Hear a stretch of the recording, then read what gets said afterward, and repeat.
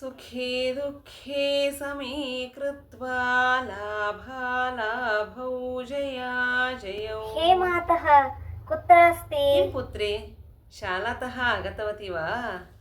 मातः, मम अङ्कपत्रं लब्धम्। एवं वा?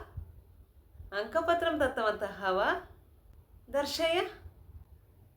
अहो, संस्कृतभाषायां पूर्णाङ्कः लब्धः, अतीव उत्तमः। आङ्ग्लभाषायां 87 उत्तमाः।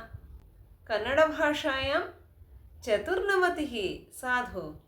गणितशास्त्रे 99 अङ्काः लब्धाः, साधु साधु। विज्ञानविषये 78 वा? चिन्ता मा कुरु।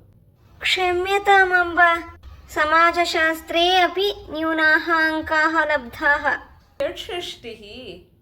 चिन्ता मा कुरु पुत्री, इतः परं सम्यक् अध्ययनं कुरु। अग्रिमपरीक्षायाम् अधिकाः अङ्काः प्राप्नोषि, चिन्ता मास्तु। मातः, पिता तर्जयति किल, हस्ताङ्कनं न करोति। पिता न तर्जयति, सः निश्चयेन हस्ताङ्कनं करोति, चिन्ता मा कुरु।